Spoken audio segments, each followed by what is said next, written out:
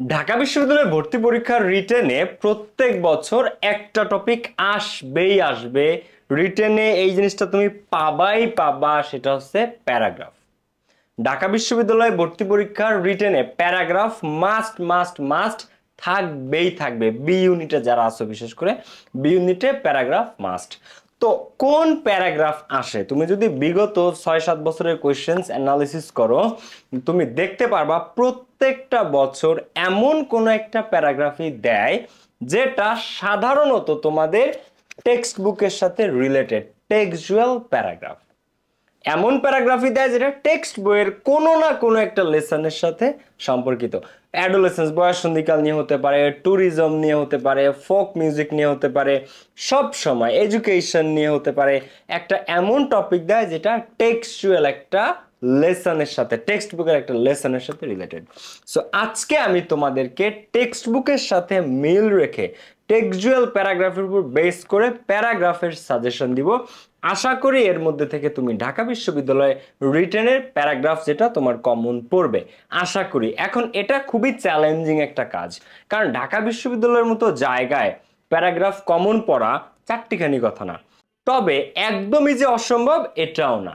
তো আমরা এই সাজেশনটা ফলো করব। তোমরা যারা আমার স্টুডেন্ট আছো, আশা করি এর মধ্যে থেকে কমন পাবা। আর কমন না পেলেও তুমি এগুলো যদি পড়ো, যেটা আসে সেটা তুমি লিখতে পারবা।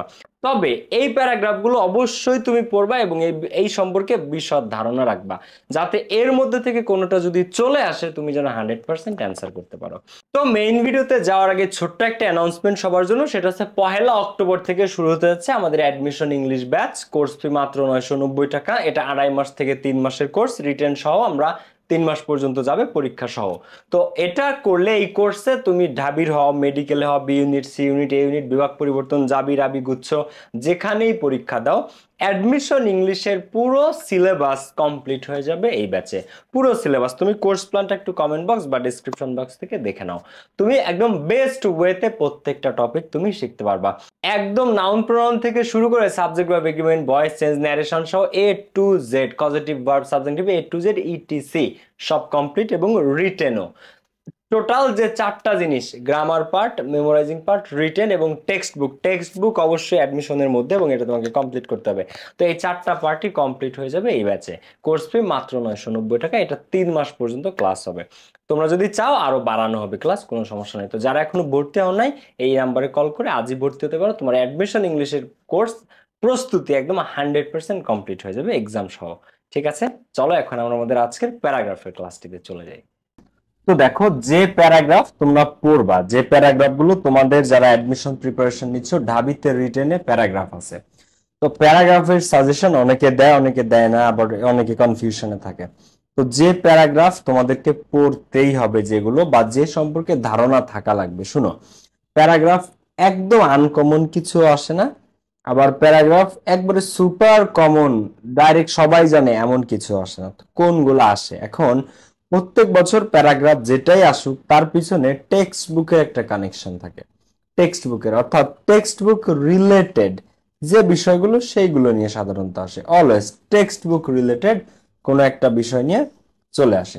তো এইবার আমরা দেখো পুরো টেক্সট বুক সার্চ করেছি, দেখেছি, বিগত বছরের কোয়েশ্চেন দেখেছি, সব দেখে শুনে যে প্যারাগ্রাফগুলো আমার কাছে ইম্পর্টেন্ট মনে হয়েছে, দেখো যে প্যারাগ্রাফগুলো পড়তে হবে। 1 নম্বরে ইম্পর্টেন্স অফ এডুকেশন, এটা তোমাকে পড়তে হবে।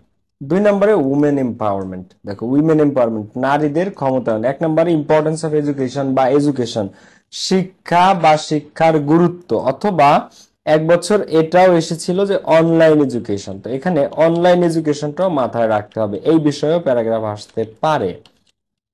এরপরে উইমেন এম্পাওয়ারমেন্ট, নারীর ক্ষমতায়ন, অর্থাৎ নারীদের কিভাবে আরো বেশি ক্ষমতা বা কর্মের সুযোগ, এমপ্লয়মেন্ট সহ সব কিছু করা যায়, এমপ্লয়মেন্ট, এম্পাওয়ারমেন্ট, নারী অধিকার সহ সমস্ত বিষয় উইমেন এম্পাওয়ারমেন্টের মধ্যে পড়ে, নারীর ক্ষমতায়ন। 3 নম্বরে অ্যাডোলেসেন্স, বয়ঃসন্ধিকাল নিয়ে। 3 নম্বরে কোনটা? অ্যাডোলেসেন্স, অর্থাৎ বয়ঃসন্ধিকাল নিয়ে তোমাদের টেক্সট বই ডাইরেক্ট প্যাসেজ আছে। তো এটা ভেরি ভেরি ইম্পর্টেন্ট, একটা ইউনিটি পুরো বয়ঃসন্ধিকাল নিয়ে, এবং এটা এসেছেও by the way, adolescence Dhaka বিশ্ববিদ্যালয়ে বিগত বছরে এসেছেও।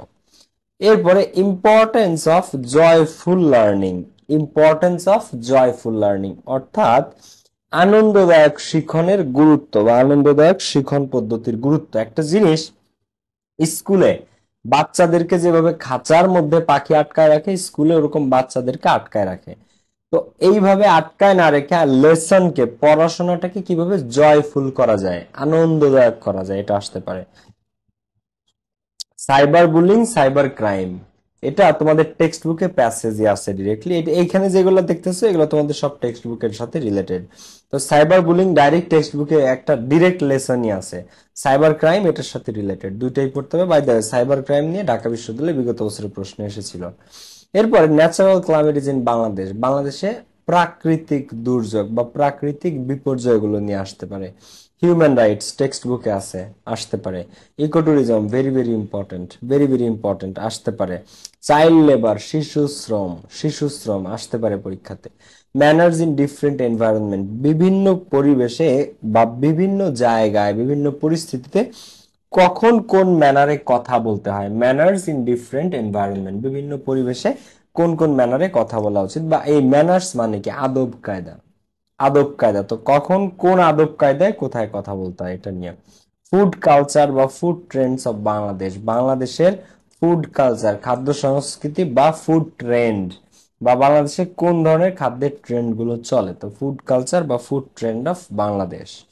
এরপরে a dream that you made come true, অথবা শুধু ড্রিমস, অথবা এমন একটা স্বপ্ন যেটা তুমি বাস্তবায়িত করেছো, অথবা ড্রিমস, অথবা তোমার স্বপ্ন নিয়ে ড্রিমস, অথবা a dream that you made come true. তো এইগুলা টেক্সট বুকের সব।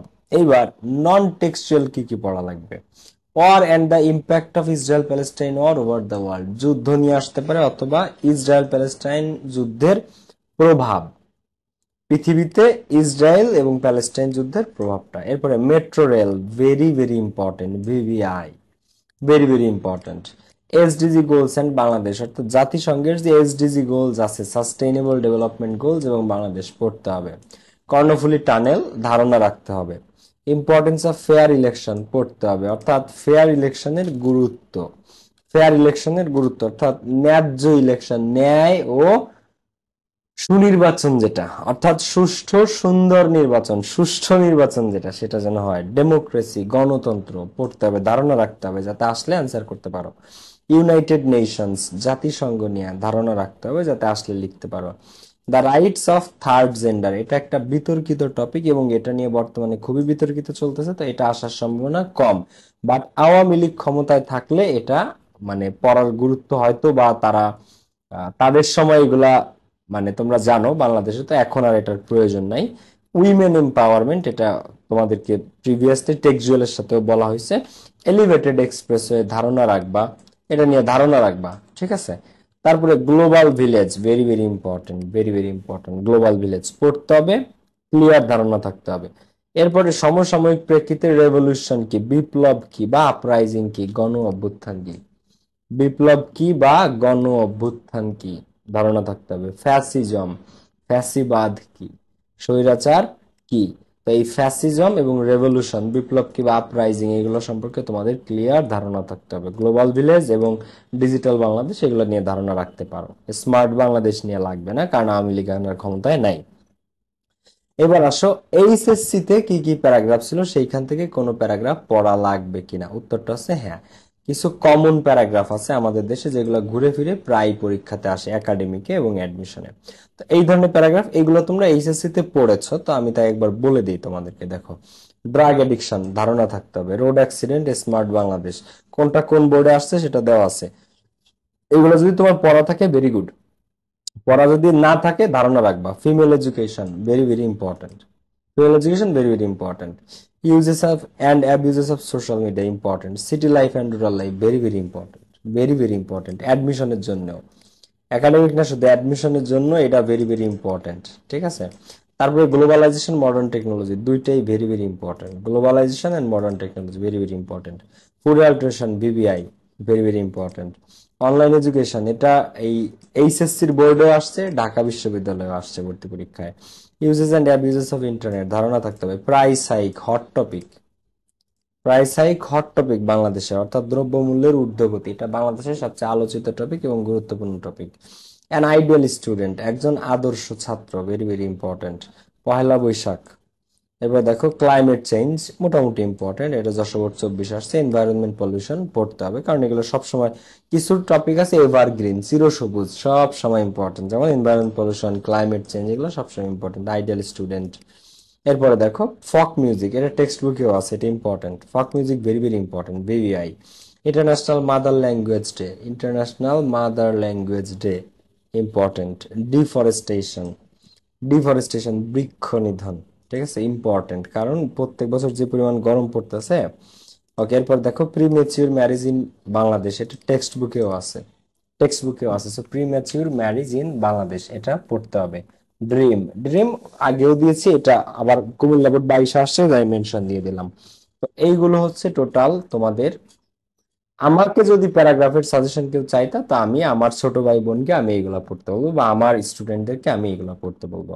এখন মনে করো ভাইয়া যে এখানে তো একটা দুইটা না 10-20টাও না, আপনি তো প্রায় 40টা 45টা দিয়ে দিচ্ছেন বা 46টা। ভাই এইগুলা পড়েও যদি একটা কমন পড়ে, এইগুলা সম্পর্কে ধারণা থেকেও যদি একটা কমন পড়ে, তাও তুই লাকি। এখানে 46টার মতো আছে প্রায়, বা 45-44টার মতো আছে, মানে 40+। তো 40+ প্যারাগ্রাফের কথা এখানে বলা হয়েছে, তারপরও এর মধ্যে থেকে যদিও তোর একটা কমন পড়ে, তাও তুই ভাগ্যবান ভাই, তাও তুমি ভাগ্যবান যদি তোমার এখান থেকে একটা পড়ে। তো এগুলো সম্পর্কে ফক মিউজিক স্পেশালি ইম্পর্টেন্ট, আমি বলে দিলাম, এটা আসছে যদিও টেক্সট বুকের, এবং এটা আগে প্রিভিয়াস ইয়ারে এসেছে। তো এইগুলা তুমি যদি পড়ো, তাহলে ইনশাল্লাহ আশা করি এর মধ্যে থেকে কমন পাবা। কমন না পড়লেও এইগুলা যদি তোমার কমপ্লিট করা থাকে, তুমি লিখতে পারবা, কারণ এর বাইরে আসলে যাওয়া খুব টাফ। ঠিক আছে। আর হ্যাঁ, তোমাদেরকে আরেকবার আমি মনে করিয়ে দিই, 1 তারিখ থেকে, আগামীকাল থেকে শুরু হতে যাচ্ছে আমাদের অ্যাডমিশন ইংলিশ প্রিমিয়াম ব্যাচ। এটাতে তুমি যেখানে পরীক্ষা দাও, ঢাকা ইউনিভার্সিটি, মেডিকেল, গুচ্ছ, রাবি, জাবি, যেখানেই পরীক্ষা দাও, পুরো ইংলিশ সিলেবাস কমপ্লিট করা হবে। এটা 2.5 মাস থেকে 3 মাসের কোর্স। ঠিক আছে। ইংলিশের যত টপিক আছে, এই কোর্স প্ল্যান তোমরা কমেন্ট বক্সে, ডেসক্রিপশন বক্সে পেয়ে যাবা। ইংলিশের যত টপিক আছে সমস্ত টপিক কমপ্লিট করা হবে, মেমোরাইজিং পার্ট কমপ্লিট করা হবে, correct spelling, translation, synonym, appropriate provision. তারপরে অ্যাডমিশনের রিটেন টপিক যেগুলো, রিটেন এগুলো পুরোপুরি কমপ্লিট করা হবে। তোমরা যারা এখনো ভর্তি হও নাই, চোখ বুজে ভর্তি হতে পারো, A to Z অ্যাডমিশনে কমপ্লিট হয়ে যাবে এই ব্যাচে। সবাই ভালো থাকো, তাহলে সুস্থ থাকো। ভর্তি হওয়ার জন্য এই দুইটা নাম্বারের যে কোনো একটা নাম্বারে কল দিতে পারো। কোর্স ফি 1550 টাকা, কিন্তু ডিসকাউন্ট চলতেছে এখন মাত্র 990 টাকা। ঠিক আছে। যারা ভর্তি হও না, এই নাম্বারে কল করে আজই ভর্তি হতে পারো, তোমার ইংলিশের প্রস্তুতি শতভাগ কমপ্লিট হয়ে যাবে। তো আর অ্যাডমিশন নিয়ে আগে যে ভিডিওগুলো আপলোড করা হয়েছে, যদি না দেখে থাকো, আমার ইউটিউব চ্যানেলে এবং ফেসবুক পেজে পেয়ে যাবা। সবাই ভালো থাকো, সুস্থ থাকো, আসসালামু আলাইকুম।